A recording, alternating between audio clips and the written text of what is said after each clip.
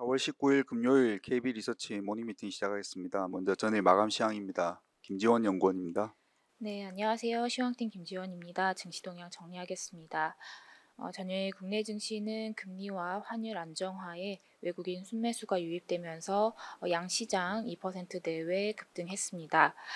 미증시가 연내 금리 인하 기대감의 후퇴 및 반도체주 실적 부진에 하락했지만 국내 증시는 선반영 및 달러와 국채금리 하락에 안도하면서 상승했습니다. 한미일 재무장관 회의에서 원화와 엔화 약세에 대한 우려를 재확인하는 등 당국의 개입 의지 피력에 달러원 환율은 13원 넘게 급락했습니다. 외국인은 4거래일 만에 현선물을 동반 순매수했으며 전 업종이 상승했습니다. 특히 오후에 TSMC의 실적이 예상을 상회하면서 반도체주 투자 심리 개선에 기여했습니다. 또한 바이든 정부가 중국산 철강과 알루미늄에 대한 관세를 3배 인상하는 방안을 검토하고 있다는 소식에 반사수의 기대감이 커지면서 철강금속, 조선 등이 강세를 보인 점도 특징적입니다. 해외 증시 살펴보겠습니다. 미증시는 매파적인 연준 위원 발언에 혼조세가 연장되었습니다. S&P 500과 나스닥은 5거래일 연속 하락했고 다우지수는 강보합권 마감했습니다. 존 윌리엄스 총재는 금리 인상 가능성을 배제할 수 없다고 발언을 하면서 투자 심리 위축을 가져왔습니다. 또한 금리 인하의 시급성을 느끼지 않는다고도 언급했습니다. 종목별로는 테슬라가 도이치방크의 투자 의견 강등 및 목표 주가 하향에 5거래일 연속 하락하면서 15개월 내에 최저를 기록했고 넷플릭스는 실적이 예상을 상회했지만 향후 가입자 수 전망에 대한 부진에 시간 외에서 4% 넘게 하락했습니다. 중국 증시는 당국의 부양 의지에도 전일 급등에 따른 차익 실현이 출회되면서 보합권대 마감했고 유럽 증시는 ECB의 6월 금리 인하 기대감이 증시를 지지했고 또한 기업 실적 호조가 이어지면서 일제히 상승했습니다. 미국 10년물 국채 수익률은 연준 인사들의 매파적인 발언에 금리 인상 가능성이 대두되며 상승했고 달러 역시 상승했습니다. 관전 포인트 짚어보겠습니다. 연준 위원들의 매파적인 발언에 6월에 금리 인상 가능성도 소폭 반영되기 시작하는 등 시작은 미미하게나마 인상 가능성을 고려하는 상황입니다. 하루 만에 재개된 달러 강세와 국채금리 상승에 국내 증시도 환율 반등 및 수급 부진 흐름이 재현될 가능성이 있어 보입니다. 빅테크 실적도 이제 시작이 됐는데요. 향후 전망에 대한 우려에 모멘텀으로 작용하지 못한 가운데 주말 앞둔 관망세가 부각될 것으로 전망됩니다. 감사합니다.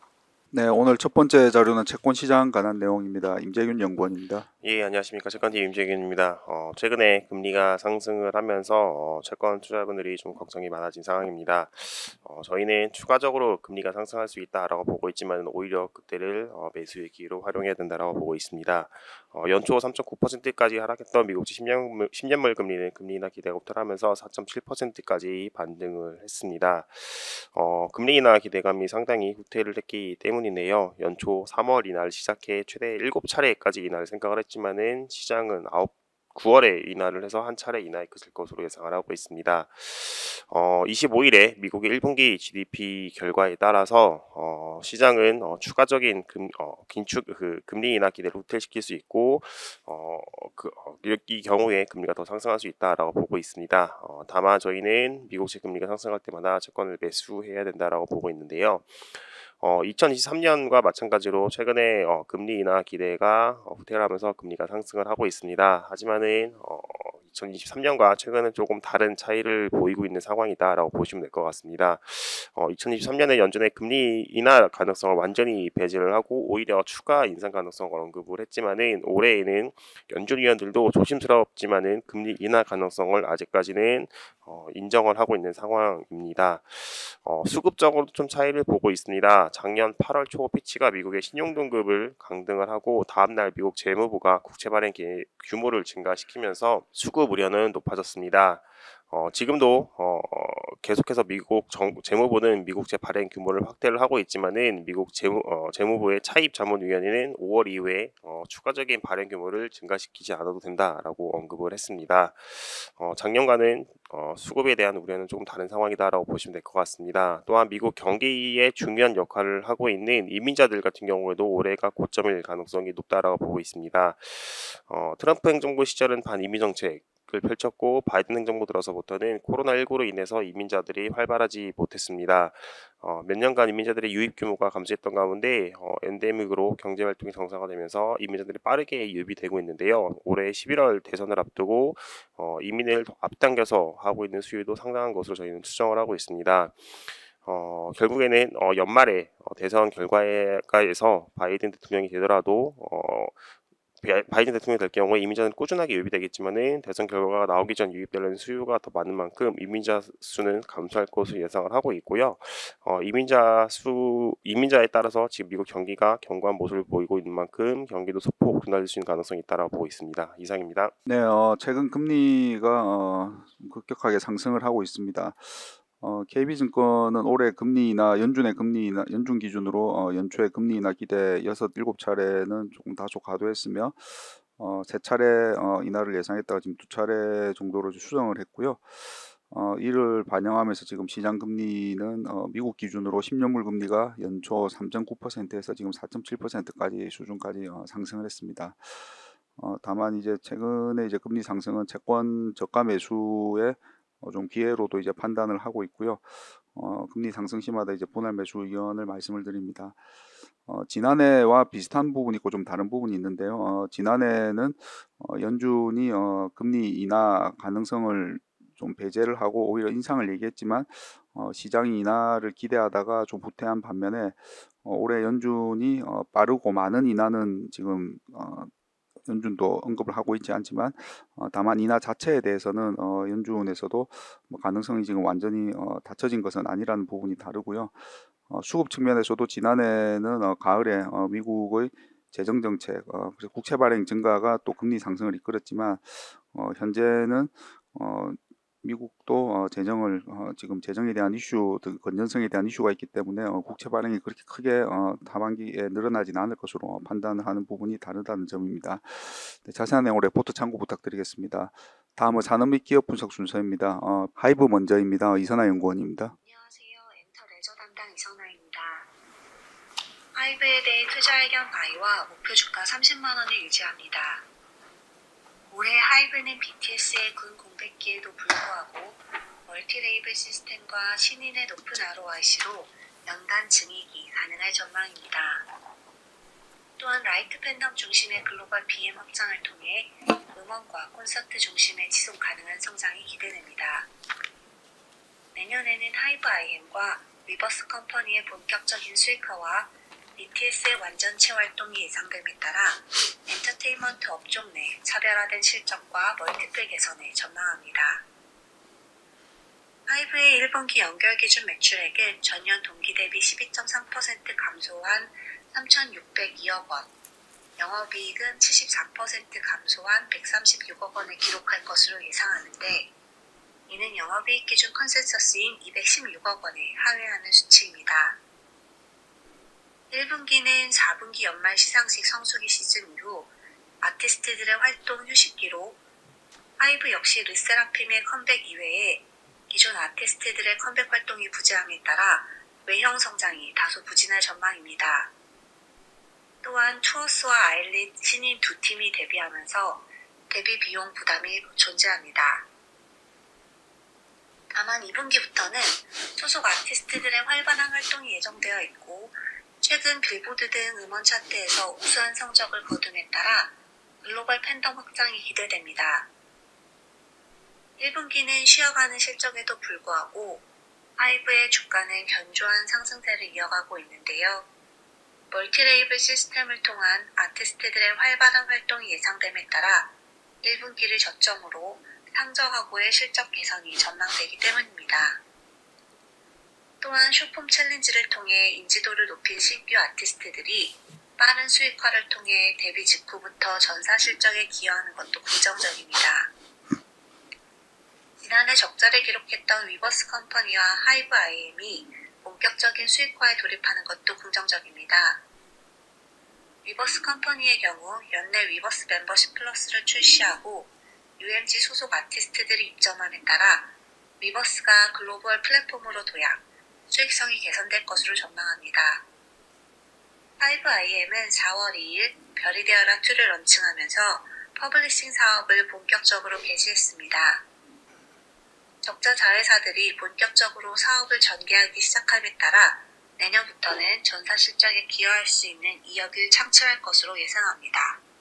감사합니다. 네, 하이브에 대해 투자 의견 바이와 목표 주가 30만 원을 유지를 합니다. 1분기 연결 기준 매출액은 3,602억 원으로 전년 동기 대비 12% 감소, 영업이익은 136억 원으로 전년 동기 대비 74% 감소하면서 컨센서스를 하회할 것으로 예상을 합니다. 다만 1분기 이런 실적에도 불구하고 주가는 견조한데요. 멀티 레이블 시스템을 통해서 아티스트들의 향후 활발한 활동이 예상되는 부분이 견조한 주가의 배경으로 판단을 하고 있습니다. 또한 위버스 컴퍼니나 하이브 IM 등 적자 자회사들이 수익 구간에 돌입하는 것도 긍정적으로 판단합니다. 네, 다음은 HD 현대 건설기계에 관한 자료입니다. 정동희 연구원입니다. 안녕하세요. 조선기계업종 담당 정동익입니다. 현대건설기계에 대한 목표 주가를 기존 6만 원으로 유지하고요. 투자 의견도 매수를 유지합니다. 1분기 실적은 연결 매출액이 9,365억 원, 영업이익 486억 원 정도를 기록할 것으로 예상이 되는데요. 매출액은 전년 동기 대비해서 8% 감소, 영업이익은 전년 동기 대비 39% 감소한 수준입니다. 이에 따라서 매출액과 영업이익 모두 컨센서스를 하회해서 다소 부진한 어닝 시즌을 맞을 전망입니다. 미국과 유럽 등 주요 판매 시장의 금리가 여전히 높아서 딜러들의 리스나 할부 판매에 애로가 발생하고 있는데 현대건설기계가 일부 비용을 딜러들에게 보전해주면서 매출과 이익 차질로 연결이 되고 있습니다. 한편 올해 1분기 중국 굴착기 내수 판매량은 26,451대를 기록을 했는데요. 전년 동기 대비해서 8.3% 감소한 수준입니다. 현대건설기계는 505대를 판매해서 전년 동기 대비 7.2% 감소했는데요. 판매 시장 대비해서는 다소 아웃퍼폼함에 따라서 시장 점유율이 지난해 1분기 1.89%에서 올해 1.91%로 소폭 상승했지만 절대 판매량이 적어서 큰 의미를 부여하기는 어려운 상황입니다.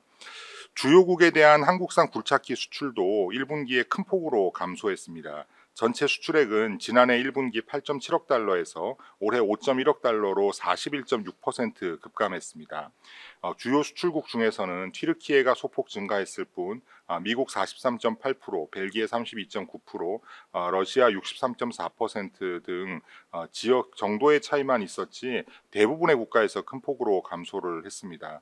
업체별 편차는 있겠지만 HD 현대건설기계 역시 이러한 시황에서 자유롭지는 못할 것으로 판단이 됩니다. 이상입니다. HD 현대건설기계에 대한 12개월 목표 주가를 기존 6만 원을 유지를 하고 투자 의견 바이를 유지를 합니다. 1분기 실적은 매출액 9,365억 원으로 전년 동기 대비 8% 감소, 그리고 영업이익은 486억 원으로 역시 전년 동기 대비 39% 감소하며 컨센서스를 하회를 할 전망입니다. 올해 1분기 중국 굴착기 내수 판매량이 감소를 하고요. 굴착기 수출도 대부분의 지역에서 큰 폭으로 감소하는 것이 배경으로 판단됩니다. 네, 다음은 키다리 스튜디오에 관한 자료입니다. 이수경 연구원입니다. 네, 안녕하세요. 스마켓 담당 이수경입니다. 웹툰 및 웹소설 플랫폼인 키다리 스튜디오에 대해서 말씀드리겠습니다. 먼저 첫 번째 체크 포인트는 올해 비용 집행이 구조적으로 개선이 되면서 이익 턴어라운드에 기여할 수 있을 것이라는 것입니다. 그동안 적극적인 인수 합병 및 해외 시장 진출, 국내 웹툰 플랫폼 시장 성장의 수혜 등으로 외형 성장을 지속적으로 이루어져 왔으나 이익률은 계속해서 하락해 23년 영업적자 57억 원을 기록을 했는데요. 24년은 본격적인 비용 효율화 기조 아래 이익 턴어라운드가 이루어질 수 있을 것으로 기대합니다. 23년에 발생했던 일회성 비용이 사라지는 것 외에도 해외 플랫폼 구조 조정, 판매 관리비 등 비용 집행이 구조적으로 개선이 되고 있습니다. 체크포인트 두 번째는 해외 플랫폼에 거는 기대입니다. 산업 진출을 꾸준하게 투자해왔던 해외 시장이 두각을 보일 차례입니다. 먼저 미국은 15년 말 레진 US 론칭 이후 손익분기점 도달 및 높은 성장세가 나타나고 있습니다. 국내에서 인기작인 징크스가 미국에서도 인기를 얻고 있으며 미국 결제 금액에 악영향을 미쳤던 불법 사이트 근절 노력이 실적으로 나타나고 있습니다. 아시아 그리고 특히 MD인데요. 23년 굿즈 매출은 전년 대비 139% 성장한 79억 원을 기록을 했습니다. 현재 굿즈는 분기별 오프라인 팝업 스토어와 온라인 자사몰을 통해서 판매되고 있는데 해외 팬 수요가 증가하면서 해외 총판업체와 컨택 중입니다. 더 자세한 내용은 보고서 참조 부탁드립니다. 네, 키다리 스튜디오는 1987년 설립되어서 2000년대 전자책 등의 사업을 하고 있고요. 웹툰 및 웹소설 등 콘텐츠 사업에 진출을 했습니다. 체크 포인트는 두 가지입니다. 비용 집행의 구조적인 개선을 바탕으로 해서 이익 턴어라운드를 이제 기대가 되고 있고요. 두 번째는 해외 시장의 웹툰 및 웹소설 산업 진출이 더 기대가 된다라는 내용입니다. 다만 리스크 요인으로는 지난 5개 분기 동안 영업이익 적자로 그 주가 변동성이 확대될 수 있다라는 부분입니다. 네, 다음은 금호타이어에 관한 자료입니다. 김현겸 연구원입니다. 네, 금호타이어에 대해서 말씀드리겠습니다. 2024년 1분기 실적은 연결 매출액 1.04조 원, 전년 대비 4.1% 증가고요. 영업이익은 1,410억 원, 전년 대비 159% 증가로 예상이 됩니다. 영업이익률이 13.6%고요. 지배주 순이익은 831억 원으로 추정이 됩니다. 미국의 반덤핑 관세율이 5.4%로 확정이 됐습니다.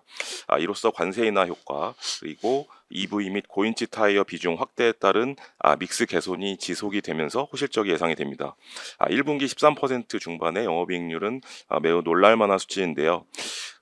금호타이어는 지속적인 생산 캐파 확장도 이루어질 것으로 보입니다. 현재 베트남 공장 증설이 완료되어서 총 6,200만 본의 캐파를 보유하고 있는데요. 올해는 베트남 공장의 안정화 그리고 중국 공장의 부분 증설에 주력할 것으로 보입니다. 중장기 확장 계획을 살펴보면 유럽 지역의 신규 공장 착공, 국내 광주 공장의 이전이 있습니다. 2023년 전년 대비 44.4% 매출 증가를 보인 유럽 지역은 성공적인 안착을 위해서 유럽 현지 생산 시설이 확보가 필수적인 상황인데요. 국내 또한 노후화된 광주 공장에 조속한 한평 이전 역시 중요할 것으로 보입니다. 향후 전기차 시장 확대에 대응하기 위한 EV 전용 라인이 한평에 계획이 되어 있기 때문입니다. 올해도 핵심은 수익성 향상인데요.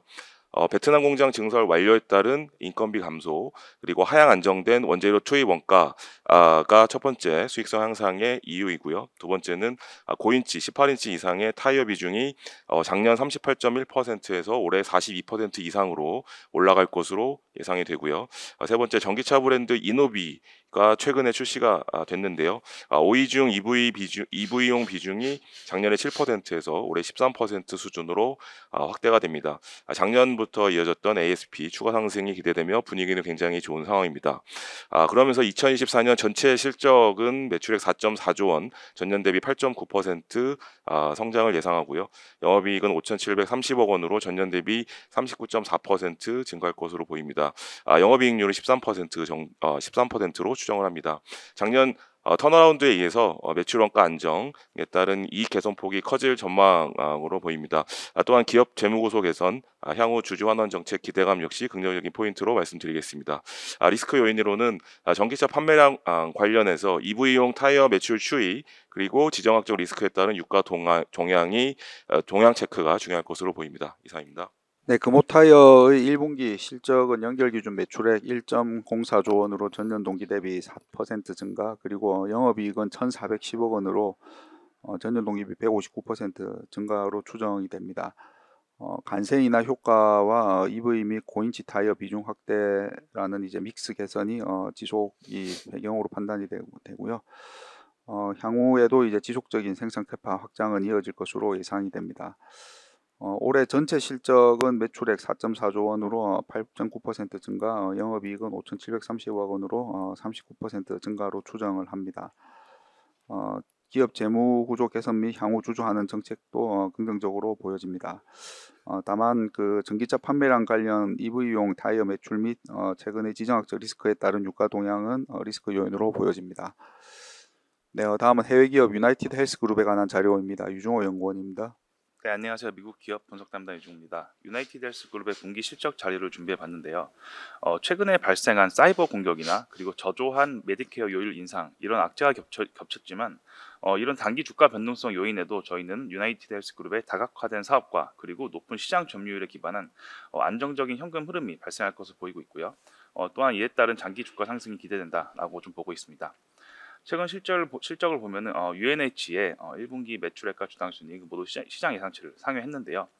사이버 공격으로 인한 피해에도 사업 성장은 여전히 이어졌고 영업이익은 85억 달러로 전년 동기 대비 약 5%가량 성장했습니다. 가장 우려됐던 손해율 같은 경우에는 84.3%로 시장 예상치보다는 소폭 높게 나타났지만 회사가 기존에 기대했던 수준만큼은 부합했던 걸로 언급했고요. 이 밖에 이제 1분기 미국의 보험 가입자 수는 200만 명 정도가 늘어났고 그리고 디지털 헬스케어 사업인 옵텀의 사업도 수주 잔고가 330억 달러를 달성하면서 성장세가 이어졌습니다. 이번에 이제 옵텀의 유나이티드 헬스그룹의 자회사인 체인지 헬스케어의 이제 랜섬웨어 그 해킹 사이버 공격이 좀 발생했는데요. 이로 인해서 올해 연간 기준 약 12억 정도까지 피해가 있을 것으로 발표했습니다. 그러나 이제 연간 잉여 현금 흐름이 약 280억 정도 발생할 것으로 예상되기 때문에 금전적인 피해는 예상보다 좀 영향이 적을 것으로 보이고 있고요. 또한 이에 따라서 유나이티드 헬스그룹은 가이던스도 지난 4분기에 발표한 대로 올해 연간 가이던스도 기존대로 유지했습니다. 올해 2024년에 이제 옵텀의 헬스 매출은 약 16% 성장할 것으로 보이고 있고요. 수주 잔고는 약 20억 달러, 늘어난 350억 달러일 것으로 좀 전망하고 있습니다. 이 밖에 AI 기능을 도입한다던가 아니면 서비스 확대, 그리고 기업 인수를 통한 사업 확장 이런 것들은 지속적으로 이루어질 전망입니다. 밸류에이션 부분을 보면은 최근 12개월 선의 ROE가 24.6%로 소폭 하락세가 나타났는데요.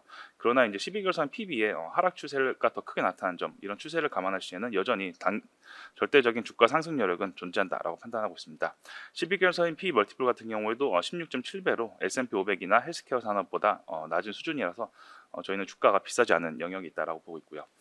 다만 이제 다각화된 사업이나 이제 높은 시장 점유율 이런 사업 규모를 봤을 때 이런 이익 성장성은 바이오 기업에 비해서는 낮을 수 있는데요. 그럼에도 저희는 장기적으로 낮은 변동성과 안정적인 주가 상승이 투자 포인트다라고 보고 있습니다. 자세한 내용을 리포트를 참조해 주시면 감사드리겠습니다. 감사합니다. 예, 유나이티드 헬스그룹의 단기 주가 변동성은 사이버 공격이나 저조한 메디케어 요율 인상 등으로 좀 변동성이 예상이 되지만은 다각화된 사업과 높은 점유율 기반한 안정적인 현금 흐름으로 중장기적 주가 상승 기대는 있다라고 판단을 하고 있습니다. 자세한 내용 레포트 참고 부탁드리겠습니다. 오늘 마지막 자료 BGF 리테일에 관한 내용입니다. 박신혜 연구원입니다. 네, 안녕하세요. BGF 리테일의 1분기 프리비자로 말씀드리겠습니다. 투자 의견 바이를 유지하지만 목표 주가는 17만 원으로 15% 하향 조정합니다. 성장성 둔화에 대한 우려가 반영되면서 주가는 이미 작년 6월부터 계속해서 하락세를 보이고 있습니다. 현재 주가는 PER 11배 수준이고요. 밸류에이션 부담은 제한적인 레벨이지만 의미 있는 주가 반등을 위해서는 시장 포화 가능성에 대한 시장의 우려가 해소될 필요가 있겠습니다. 다가오는 2, 3분기 성수기를 맞이해서 날씨가 좋고 식음료 가격 인상 효과가 작용하고 고마진 상품군의 비중이 확대된다면 실적에 긍정적인 영향을 미칠 것으로 기대되어 지켜볼 필요가 있겠습니다. 1분기 연결 매출은 6% 성장하고 영업이익은 9% 감소할 것으로 예상됩니다. 매출은 컨센서스에 부합하지만 영업이익은 12% 하회할 전망입니다. 기존전 매출 성장률이 플러스 0.5%를 나타내면서 다소 부진할 전망인데요. 윤달 효과를 감안할 때 실질적인 성장률은 0% 수준으로 추정됩니다. 높은 기저 부담과 비유호적인 기상 여건 때문으로 파악됩니다. 영업이익률은 전년 동기 대비 0.3%포인트 악화될 전망입니다. 기존전 매출이 부진한 것이 가장 크게 영향을 미쳤고요. 그 외에도 본부 임차형 출점이 증가하면서 임차료와 감가상각비가 증가한 것도 수익성에 부정적인 영향을 준 것으로 추정됩니다. 보다 자세한 내용은 리포트를 참고해 주시기 바랍니다. 네, BGF 리테일에 대해서 투자 의견 바이를 유지하지만 목표 주가는 17만 원으로 15% 하향 조정을 합니다. 올해와 내년 그리고 26년까지 영업이익 추정치를 하향 조정한 영향이고요. 현재 주가는 P 11배 수준으로 밸류에이션 부담은 제한적이지만은 향후 의미 있는 주가 반등을 위해서는 시장 포화 가능성에 대한 우려가 해소될 필요가 있다라는 내용입니다. 네, 이상으로 4월 19일 금요일 KB 리서치 모닝 미팅 마치도록 하겠습니다. 감사합니다.